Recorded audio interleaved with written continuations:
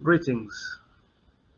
Good morning to some, good afternoon to others, and maybe evening other places around the world. So this world is so global, so one village, that with technology, we transcend the time.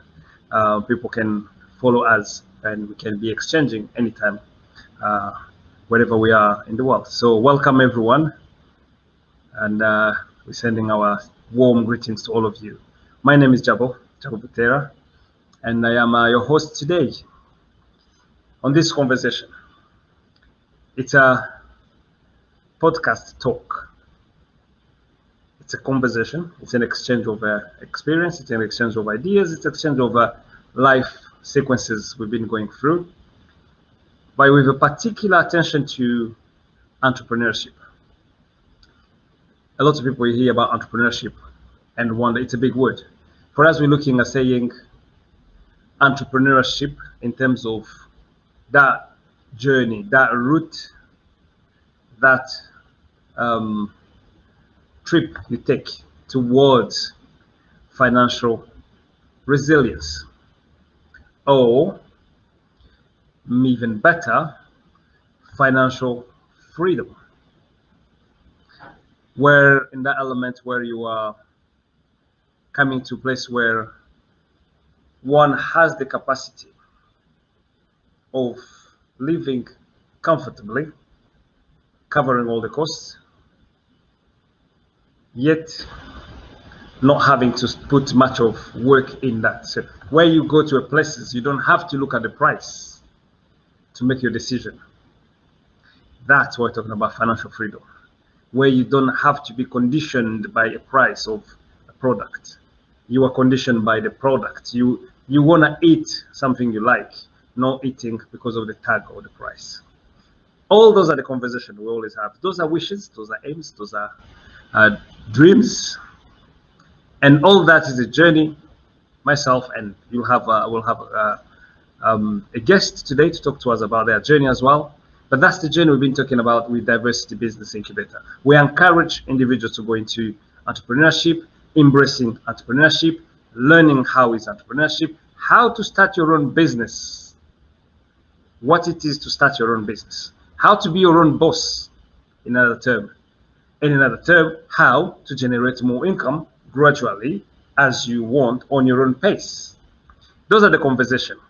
And that's what we do at Diversity Business Incubator. You can follow us on our different platform. You see it on your screen.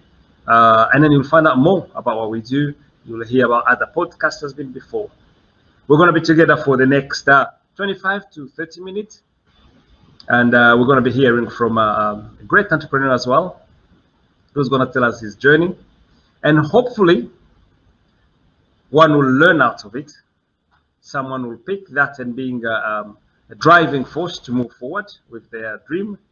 And maybe as well, a protective barrier for those falling pit to avoid. We'll hear all that from our guest of today. Again, my name is Jabo Butera, and I'm your host today. Most of the time, we're just going to be asking questions.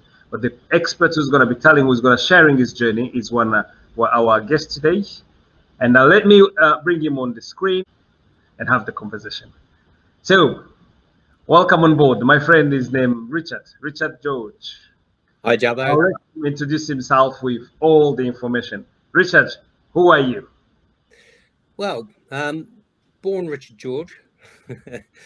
I've been in business since 1996 when I took the giant leap of faith from being employed. 1966. 1996, yeah. 1996. 1996. You made me jump there for a second. Yes.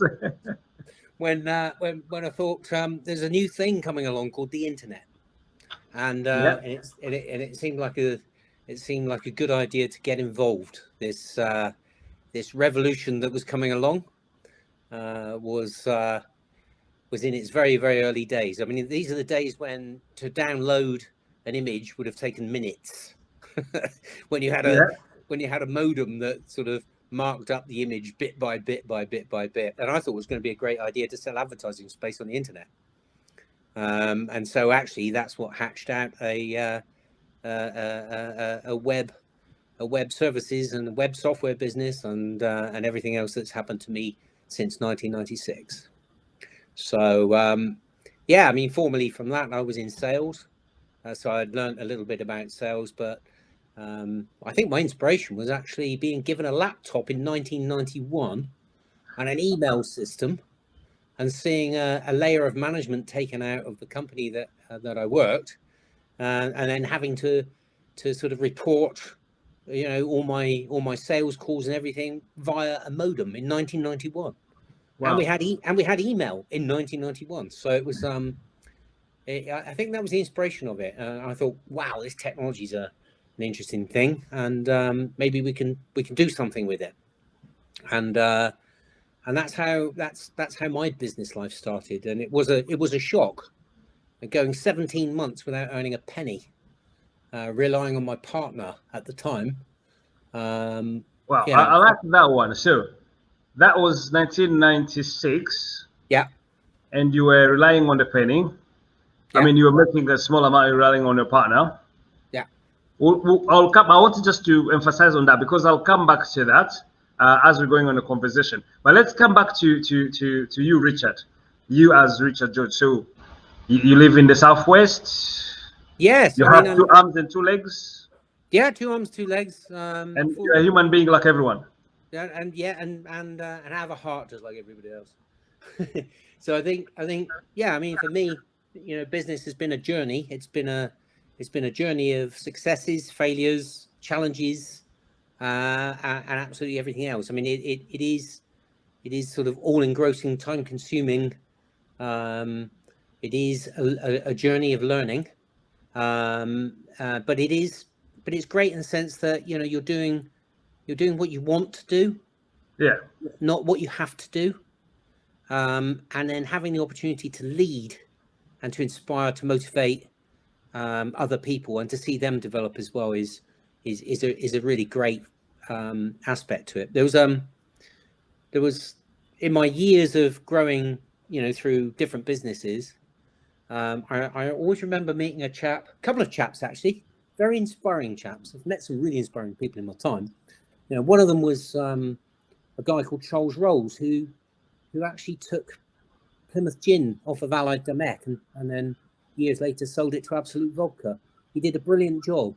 He took a fledgling company, a company that was creating very little sales, but it had a good name, and then improved its sales massively, and turned the business of Plymouth Gin around. And he was called Charles Rolls, and funnily enough, I believe he's one of the founders of Fever Tree. So he's done it all over again in a much bigger way.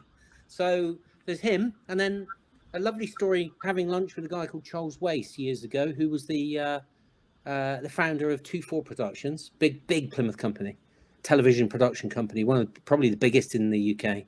And Charles said to me something very significant over lunch. He said, you know, his success, he puts it down to only employing people that are better than him at what they do. And, you know, that's a key component to business. That is, if you start off thinking that you're the expert and you're the only one that can do everything, you're probably barking up the wrong tree. And there's too many people that control the businesses in that manner. I like that, because that's why I think I brought you on this conversation. Always bring the best, the one who better than you. That's why I brought us to have a conversation with you. There are a few points you are touching on there, Richard, which are really good. And you talk about how you started, what inspired you. You talk about taking the lead, being a leader, and looking at the growth. I want to pick on that word inspiration, inspiring. So, who inspires you? That's the question. And who would you like to inspire? Well, that's interesting, actually. I mean, the people that inspire me are the people that do business in a good way. You know, people that are people focused, not just focused on getting what they want. People who are people focused. People that are people focused, yeah. So hence what Charles Wace was saying, because, you know, business is about people. Profit I was once one person said to me years and years ago at the outset of one of my companies, and he said people make profit, and that's right. You know, good people make profit. And I've had that conversation with, I've got builders in here today, and they're talking about growing the business. And I said, you know, the key thing is good people. You know, don't think you have to be mean and get people in for the, you know, the cheapest you can possibly get them, and, you know, almost enslave them, you know. I mean, that's not what it's about. Business is about seeing it as a family, and that family grow, and all the people in the business benefiting from the business. Because if you've got if you can inspire the organization, and, you know, I always remember something, actually, because years ago I was in the Royal Marines Reserves, and their training was really, really tough. But there's something, if you take the Royal Marines as a strange example here, why do people that have been so badly injured in wars not want to leave? Yeah, what is it about that? They call it in the Royal Marines esprit de corps. You know, what is it? What's the magic that they have as an organization that makes somebody who's been torn apart by an IED want to actually stay? You know, I find that quite emotional, that attachment. And I think that's you know, that's what we want to try and do within our businesses. Our objectives should be a little bit like that, and our you know, and our attitude to the people that we're working with should be very much you know, that kind of that esprit de corps that I mentioned. So I think that's the people that inspire me, are the people like that. People that don't inspire me are ones that I think they rule by fear. And that's an environment in which you're best out of, you know, and best not to promote. If you had to inspire one person or two, who would you like to inspire? Who would I like to inspire? Oh, that's a good question. I think the people that I would like to inspire currently, because of what I'm doing now, are those that can unlock unlock the you know, the capital to do something really good for a lot of people. So I'd like to inspire those that are in control or have the decision-making capability over vast sums of funds that are really out there, to a cause that creates a good social impact, a good positive social impact. So that's what I'd like to inspire. I know that sounds a bit sort of glib, but I think that's my answer to that for the minute. Well, thank you very much. So I was asking those questions because this conversation we're having, the purpose of it is for us to be an inspiration, for you, Richard, to be an inspiration to someone who's maybe stumbling across and find this video and wondering what are they talking about. And then through this conversation, the person will go like, wow, if Richard have made it, me, I can do it as well. And we've been touching around that. You talk about the business, you talk about inspiring, you're talking about families, you're talking about people that are people focused. And I think, and I did ask you at the beginning, I said, you know, you are a human being, you have 2 arms and 2 legs, you have relationship, you have a family. And I think those are kind of like a real people who means a lot to most of individuals. It's your family. So I'm looking at someone who's thinking, how can I do to inspire my family? It can be on a extended level or close. And then as well as, you know, I'll lay my life down for my family. That's what most men will say, and women. But now we're talking about don't lay your life down.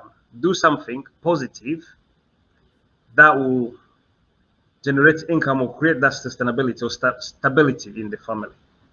I think that's the purpose of this conversation. And I'm glad you've touched on all those points. Now, let's come back on this one. You started in 1991, you were inspired when you got the laptop. Today we are 2021. Scary, isn't it? Where is Richard 2021? I saw your title there, CEO of HLPS.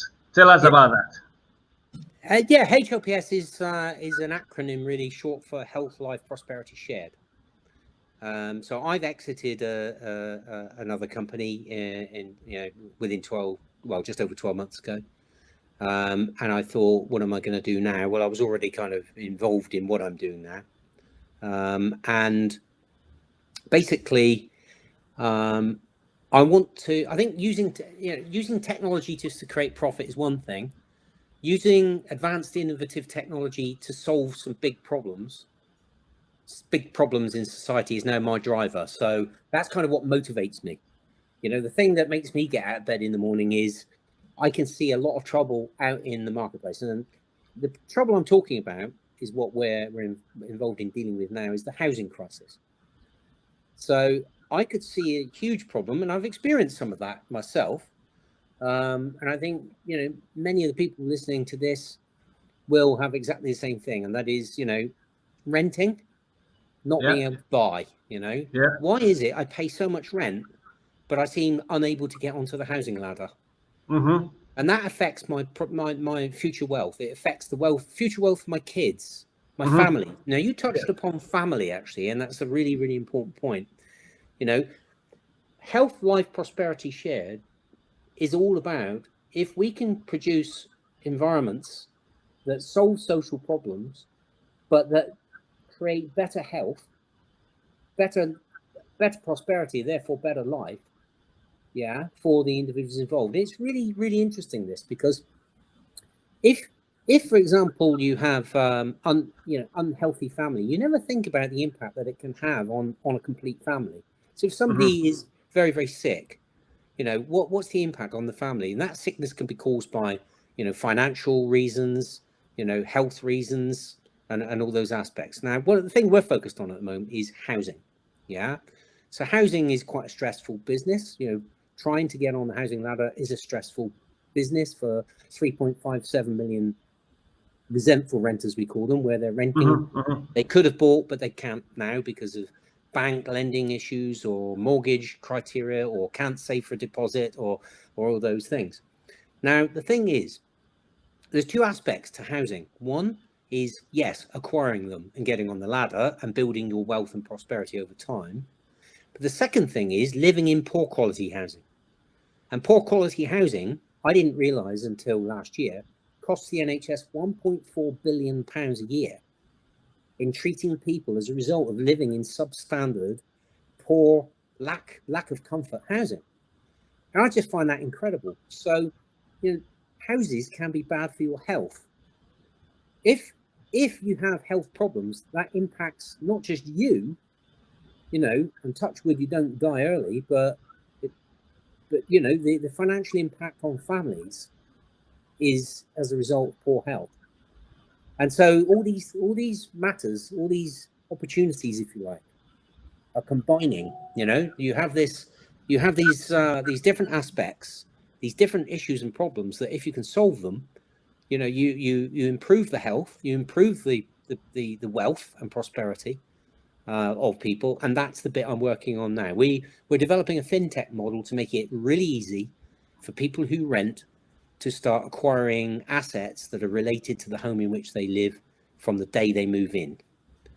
And those assets will build, and then at some stage while they're living in the house, they can either execute an option to buy the house once they've got enough saved, or take their money, put it down as a deposit on another house. So the idea being, if you can rent, you should be able to buy. And what we're doing is matching institutional investment into large-scale property developments in order to provide homes in which renters, can get themselves into a better financial position. Now, that's important. It's important because it starts to slow the gap in social inequality. It starts to slow the gap in financial inequality. And as you and I both know, also in terms of ethnic inequality, and that's very, very significant in some areas of the BAME community. So that's what I'm up to now. That's the driving force every day, and that's actually what I'm involved in planning right, outside of this meeting today as we speak. So so that's what I'm up to now. So that's 2021. Wow. And I don't see a difference. So I can see, although I didn't know you those 1991, but I can still see the Richard who was passionate in 1991 with the technology and the laptop and the computers those days, where you were trying to solve a problem. And today you are on this same passion, talking about solving the housing, the roof overhead, which you give stability to individuals and families. So your business is still family oriented. The one you were talking about, people that are people focused. So your business is people focused. Totally. Wow. Totally. I mean, we are. Well, it is interesting because one of the challenges that we've got, we're looking at what they call ESG investors, so environmental, social, governance oriented investments, and that's growing industry. So that's good news, really good news. We're looking at homes that have got to be sustainable, energy efficient, to reduce the costs for the people that are actually living in them, and that's key because that also helps them, pay the rental aspects and build more, have more cash at the end of the month. It's really, really important. All these things have to be looked at. So yeah, I mean the focus for us is very much on the consumer. Yeah, so we're going through a process at the moment to prepare for authorization from the Financial Conduct Authority in order to sell. But the thing is, what we're doing is very, very consumer focused. The challenge we're going to have, of course, is to convince the investment side. Yeah. And as I said, the ESG investors are probably more willing to look at their social impacts. So it's good timing to do this stuff. But still, it's a challenge because they've got to have their return on investment. And we've got to have happy residents, happy consumers. Happy consumers. Now, a quick question, Richard. I am 19 and I'm thinking of starting a business, and I'm seeing there is a lot of property development opportunity being flung left and right. The market apparently is available. Where should I start when you're talking about this housing, this roof over the head? This is one of the key on the Maslow hierarchy, is among the bottom, the foundation of every human being. So I'm going into this business which is responding to the first need of any human being. As a young 19 years old, 20 years old, I don't know. What would you give me? What advice would you tell me to do? Where should I start? What, in terms of starting business or doing something? Well, I think one of the good things about these days is, I'll tell you a funny story, actually. I remember going to an enterprise support agency, which should remain nameless, in 1996. And I remember asking them if they could give us financial support. And they turned around and said, well, we can't see a business based solely on the internet surviving. Tell that to Jeff Bezos. Yeah. Anyway, but I tell you what, life has moved on, and even with this new business that we're involved with now, we're getting a lot of incubation support. And what I would say to a 19-year-old is, if you've got a great idea, you've got to get advice from organizations, maybe organizations like DBI. But if you can get advice, don't sit there by yourself, because there's plenty of advice out there now. There's masses of support. There's support from universities, there's support from business groups that are funded by Europe, or still funded by Europe, actually. And there are plenty of people out there to help. It's not a journey by yourself. Yeah.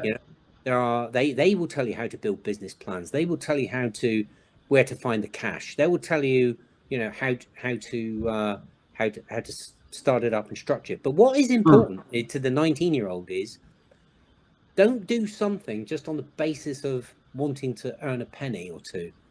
Do something that you're passionate about, because you're going to spend a lot of time developing a business. So do it do it to, do the business that you want to do. Do the type of business that you know you're going to love. If you want to draw pictures because you're an artist, do it. Do it and sell the pictures. Don't do something that you don't really want to do. And I think far too many people, unfortunately, are working in businesses every single day just to live. And actually, to me, it comes back to what I said before. It's a bit enslaving.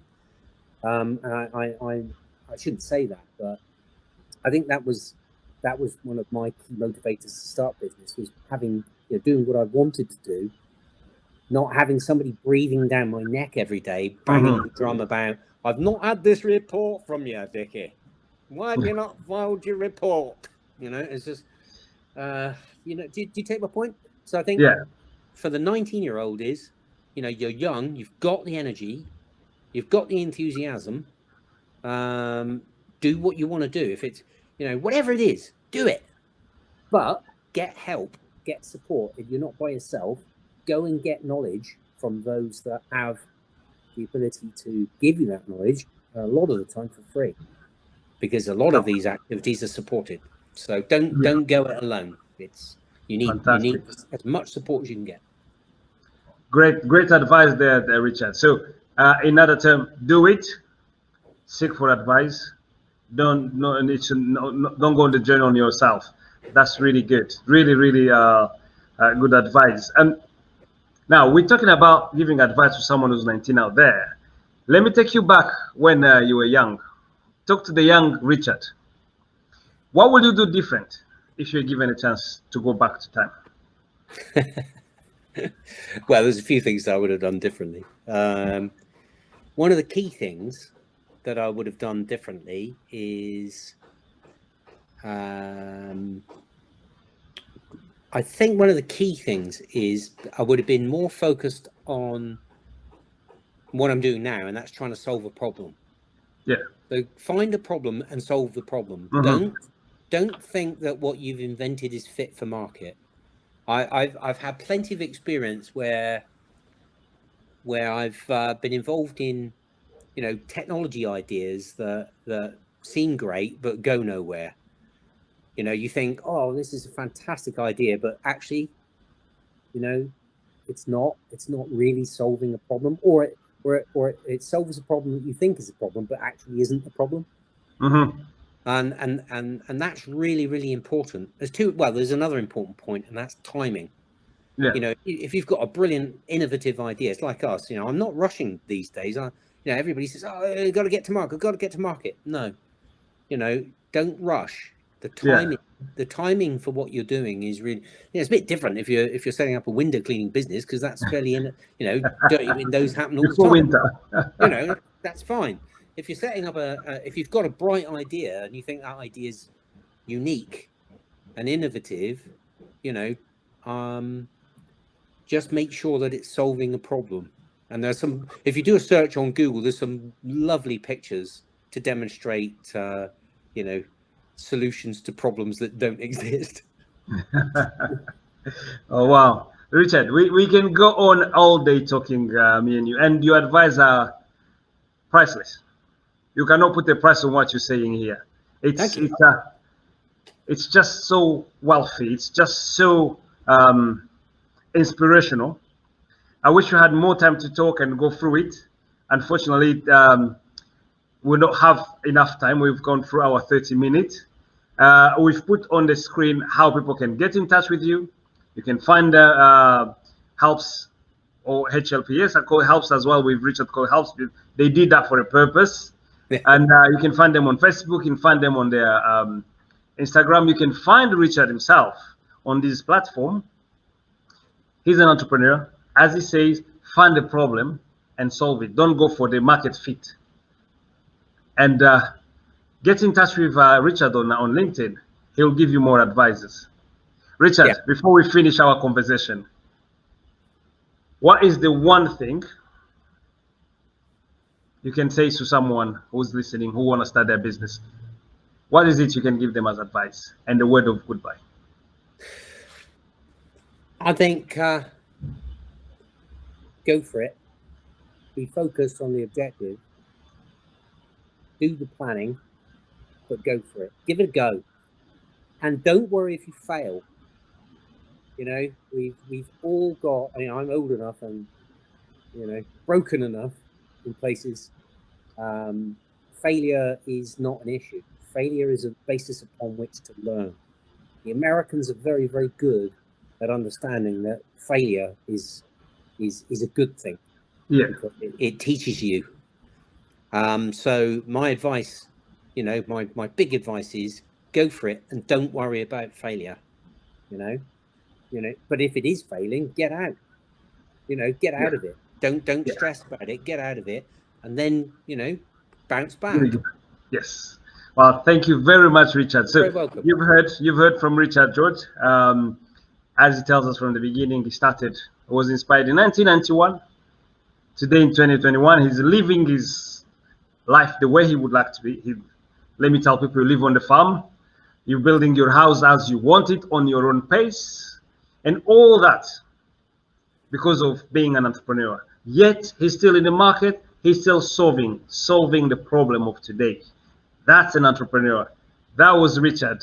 So thank you very much for all those been following us. You know how to get in touch with us. You know how to get in touch with Richard. But that's all we have for today. Amazing time with you, Richard, and thank you very much for all your time you've given us and all that knowledge. And we wish you really, really success in what you're doing. And hopefully we'll come back again on this conversation with you. Fantastic. Take care of yourself. Thank you, Jabba. Thank you, everybody. Take care.